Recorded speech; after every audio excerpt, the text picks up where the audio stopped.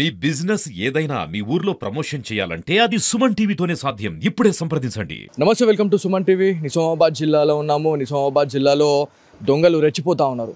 So ఉమ్మడి నిజామాబాద్ జిల్లా వ్యాప్తంగా దొంగతనాలు రోజు రోజుకి పెరిగిపోతూనే ఉన్నాయి. సో ఈరోజు మనం వచ్చిన లొకేషన్ వచ్చేసి వినాయక్ నగర్ దత్తాత్రేయ స్వామి టెంపుల్ నియర్ బై లొకేషన్లోనే దాదాపు ఒక 2 ఇండ్ల పైన అయితే దొంగలు దాడి చేశారు అనేది మనకు తెలుస్తూ ఉంది. ఒక ఇంట్లో మాత్రం దాదాపుగా 38 తులాల బంగారాన్ని అయితే వాళ్ళు దోచుకొని వెళ్ళిపోయారు. సో ఈ మధ్య కాలంలో ఇట్లాంటి ఇన్సిడెంట్స్ అనేటివి సర్వసాధారణంగా జరుగుతూ ఉన్నాయి. అసలు ఫోర్త్ టౌన్ ప్రామిసెస్లోనే ఇన్ని దొంగతనాలు జరగడానికి గల కారణం ఏంది అనేది చాలామంది హవాకైతున్న పరిస్థితి అయితే ఉంది. చైన్ స్నాచింగ్స్ కావచ్చు, దొంగతనాలు, సో ఇట్లాంటివి అనేటివి తరచుగా జరుగుతూనే ఉన్నాయి. సో ఏదైతే మనకి నిన్న ఒక ఇన్సిడెంట్ అయితే జరిగింది.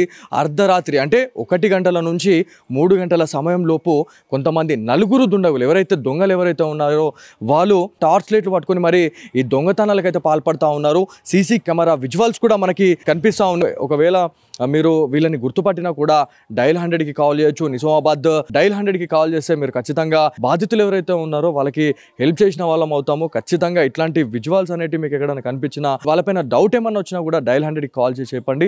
సో ఏదైతే మనకి ఇంటికైతే రావడం జరిగింది, ఆ రోజు 1 గంటల నుంచి 3 గంటల సమయంలో ఈ దొంగతనం జరిగినట్టు తెలుస్తూ ఉంది. నార్మల్గా డోర్స్ బద్దలు కొట్టేసి అట్లాంటివి మనం చూసి తాళాలు పలగొట్టేసి దొంగతనాలు చేయడం చూసినాం. కాకపోతే బ్యాక్ సైడ్ విండోస్ ఏవైతే ఉంటాయో ఆ గ్రిల్స్ ఓపెన్ చేసేసి మరి ఈ దొంగతనాలు చేస్తున్నారు అనేది మనకు పోలీస్ ఇన్వెస్టిగేషన్లో అయితే మనకు తెలియడం జరిగింది. సిసిఎస్ పోలీస్ అధికారులతో కూడా మనం మాట్లాడినాము. సో ఇదే రకమైనటువంటి దొంగతనాలు నిజామాబాద్లో ఒక 4 నుంచి 5 దొంగతనాలు అయినాయి. అంటే వీళ్ళంతా ఒక ముఠ ఎక్కడి నుంచి వచ్చిర్రో వీళ్ళంతా ఈ దొంగతనాలు అయితే చేస్తూ ఉన్నారు. ఒకే స్టైల్లో ఈ దొంగతనాలు చేస్తున్నారు అనేది తెలుస్తూ ఉంది. సో గంగాస్థాన్లో జరిగింది, వినాయక్ నగర్, అదేవిధంగా మనకి నియర్ బై లొకేషన్స్ ఏవైతే మనకి ఆర్యనగర్ కావచ్చు, వినాయక్ నగర్లోనే ఇంకొక ఏరియాలో అంటే వేరే స్ట్రీట్లో కూడా జరిగిన చాలాసార్లు మనం చూపించినాము. కాకపోతే ఇట్లాంటి ఇన్సిడెంట్స్ అనేవి పునరావృతం అవుతానే ఉన్నాయి. నైట్ పెట్రోలింగ్ వెహికల్స్ ఏవైతే ఉంటాయో అవి సవ్యంగా నడవకపోవడమే దీనికి మూల కారణం అని చెప్పేసి చాలామంది స్థానిక ప్రజలు చెప్తా ఉన్నారు. పెట్రోలింగ్ వెహికల్స్ అనేవి కరెక్ట్ టైంలో అంటే నైట్ టైంలో పెట్రోలింగ్ వెహికల్ తిరిగినట్లయితే ఖచ్చితంగా అప్రమత్తం అయ్యే అవకాశం ఉంటుంది. సో పెట్రోలింగ్ వెహికల్స్ అనేవి తిరగట్లేదు కాబట్టి ఇవాళ దొంగలు ఇంత రోడ్లపైన అంటే ఎవరి భయం లేకుండా వాళ్ళు కత్తులు కట్టరాలు పట్టుకొని కూడా తిరుగుతూ ఉన్నారు. సో ఏదైతే నిన్న ఈ ఇంట్లో అయితే దాదాపు 38 తులాల బంగారం అయితే దోచుకొని వెళ్ళిపోయారు. సో మనతో రవాణా ఉన్నారు, ఒకసారి వారితో మాట్లాడదాం. ఇట్లాంటి ఇన్సిడెంట్స్ అనేవి సర్వసాధారణంగా జరుగుతూ ఉన్నాయి ఉమ్మడి నిజామాబాద్ జిల్లాలో. సో ఒకసారి వారితో మాట్లాడే ప్రయత్నం చేద్దాం. మనం చెప్పండి, నార్మల్గా ఇట్లాంటి దొంగతనమే సేమ్ ఇక్కడ ఎట్లయితే జరిగిందో ఇదే తరహాలో వేరే ఏరియాలలో కూడా గ్రిల్ ఓపెన్ చేసేసి లోపల చొరబడి మరి ఈ దొంగతనాలు చేస్తూ ఉన్నారు. సో మెయిన్గా ప్రజలకు మీరు ఏం చెప్పాలనుకుంటున్నారు, పోలీస్ అధికారులకు మీరు ఏం చెప్పాలనుకుంటున్నారు దీని గురించి? సార్, పోలీస్ అధికారులు ఏదైతే మనకు వాళ్ళు ఇమ్మీడియట్గా ఇక్కడ నుంచి ఇన్ఫర్మేషన్ రాగానే వాళ్ళు వచ్చారు. ఏమేమి ఉన్నాయి, ఫింగర్ ప్రింట్స్, ఏం జరిగింది అనేది మొత్తగా తనిఖీ చేసుకొని అన్నీ తీసుకెళ్లారు. ఇలా జరగదు అనేది ఇక్కడైతే ఫస్ట్ టైం ఇట్లా జరగడము. నేను మా మదర్ ఫాదర్ వాళ్ళే ఉంటారు ఇంట్లో, నిద్రిస్తున్న సమయంలో నైట్ ఇలా ఇన్సిడెంట్ జరిగింది. అక్కడ గ్రిల్ ఓపెన్ చేసేసి లోపలికి ఎంటర్ అయిపోయి దాదాపు వీడియో ఫుటేజ్లో చూస్తే 2 hours దాకా ఉన్నట్టు అనిపించింది. చాలా భయంకరంగా అనిపిస్తుంది వినడానికి. ఇప్పుడు మాకు డైజెస్ట్ అవ్వట్లేదు. మేము పోలీస్ సిఐ గారితో కూడా టచ్లో ఉన్నాము. సారు ధైర్యం చెప్తున్నారు, రికవర్ అవుతుందని ఛాన్స్. నేను కోరుకునేది ఏంటంటే కష్టపడి సంపాదించుకున్న సొమ్ము అనేది రికవర్ చేసి కరెక్ట్గా మనకు తొందరగా త్వరగా ఇన్వెస్టిగేషన్ చేసి మాకు వచ్చేటట్టు చేయమని నేను రిక్వెస్ట్ చేస్తున్నాను. సో ఆ రోజు నియర్ బై లొకేషన్ అంటే ఈ నియర్ బై లొకేషన్లోనే మనకి పక్కన కూడా ఒక ఇన్ఫర్మేషన్ వచ్చింది. డైల్ 100కి అంటే వాళ్ళని ఎవరైతే దొంగల్ని చూసినా సదరు ఒక వ్యక్తి ఎవరైతే ఉన్నారో డైల్ 100కి కూడా కాల్ చేసిర్రు అని చెప్పేసి ఒకటి తెలుస్తూ ఉంది. అసలు ఏం జరిగింది, అసలు ఆ ఇన్ఫర్మేషన్ మీకు తెలిసిందా? అది ఇన్ఫర్మేషన్ అని చెప్తున్నారు. కరెక్ట్గా 100 కాల్ చేశారు. మరి పోలీస్కి ఇన్ఫర్మేషన్ ఇచ్చామంటున్నారు. మరి వాళ్ళు ఇక్కడికి వచ్చి చూసిపోయారు అనేది వాళ్ళకు తెలియాలి. అతను 100కు ఒక అతను కాల్ చేసినా అన్నారు. ఇక్కడ పక్కకు అశోక్ సార్ వాళ్ళ ఫుటేజ్లో 4 వచ్చారు. దాదాపు 2 hours ఉన్నాక వెళ్ళారు.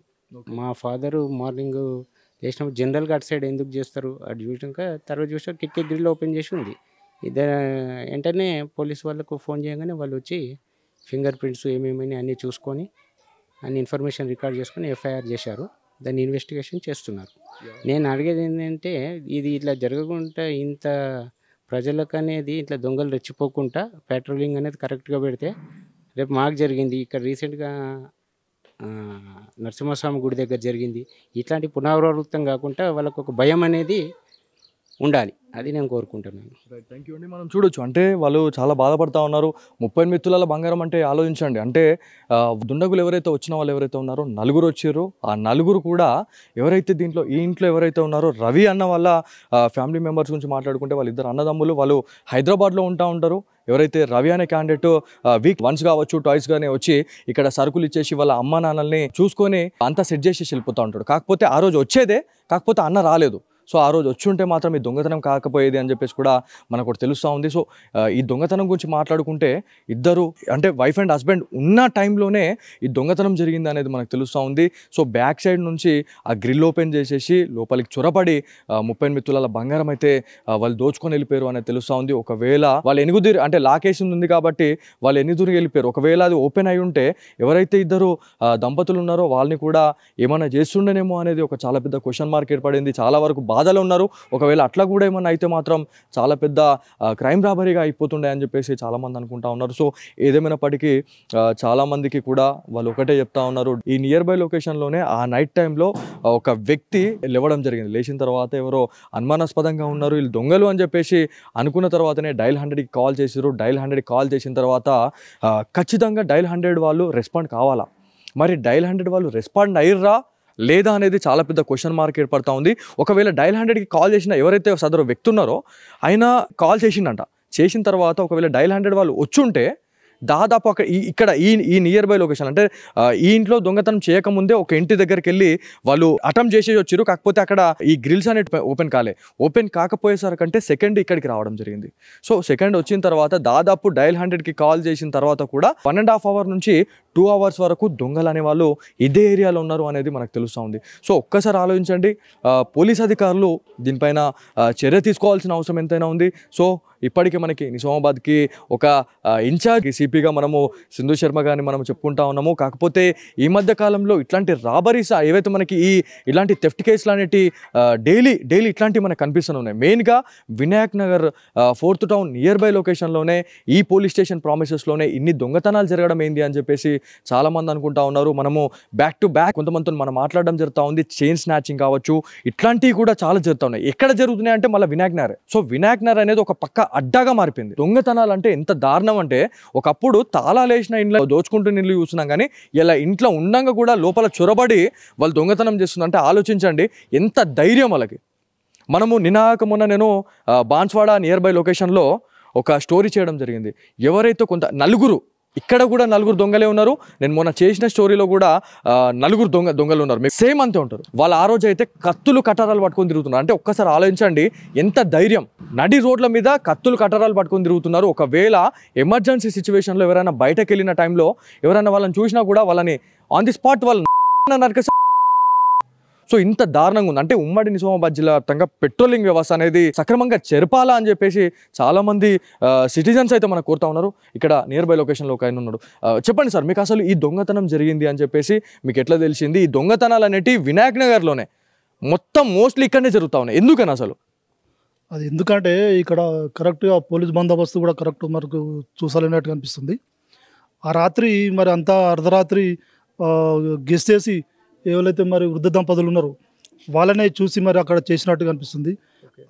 డైరెక్ట్ ఫ్రంట్ నుంచి కాకుండా ఇల్లు ఇక్కడ ద్వారం నుంచి కాకుండా వెనకాల వాళ్ళు గ్రిల్ తీసి రావడం అనేది చాలా దురదృష్టం. అది అట్లాంటి జరగకుండా మరి పోలీసు వ్యవస్థ ఒక కండేసి ఉంచితే చాలా బాగుంటుందని మీరు అనుకుంటుంది.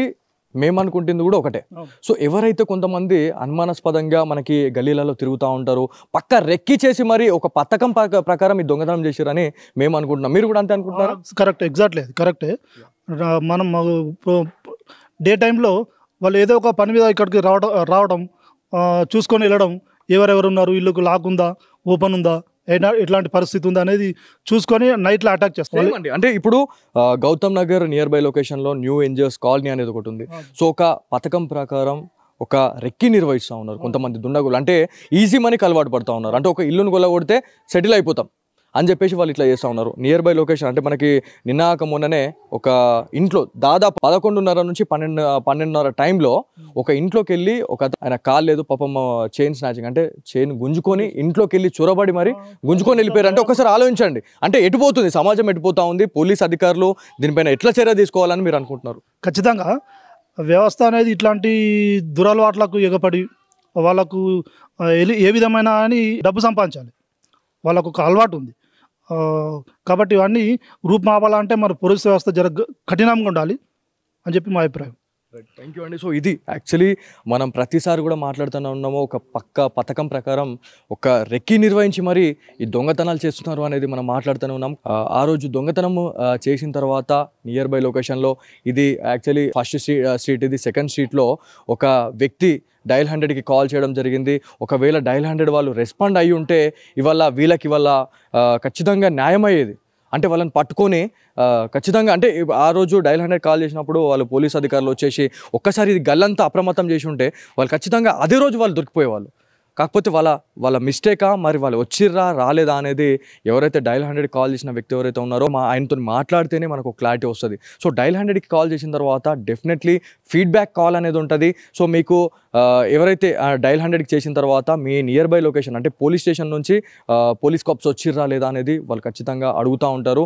మీ ప్రాబ్లం సొల్యూషన్ వచ్చే వరకు కూడా మరి సార్ట్అవుట్ అయిపోయిందా ప్రాబ్లం అనేది కూడా వాళ్ళు అడుగుతూ ఉంటారు. మరి డయల్ 100 మొన్న అంత పెద్ద ఇష్యూ జరిగింది, ఇంత రాబరీ జరిగింది, మరి అసలు ఏంది అనేది ఖచ్చితంగా వాళ్ళతో మాట్లాడితేనే మనకు క్లారిటీ అయితే ఉంటుంది. సో ఇది ఇక్కడున్న తాజా పరిస్థితి. కెమెరా పర్సన్ కార్తిక్తో బాలు, సుమన్ టీవీ, నిజామాబాద్ నుంచి.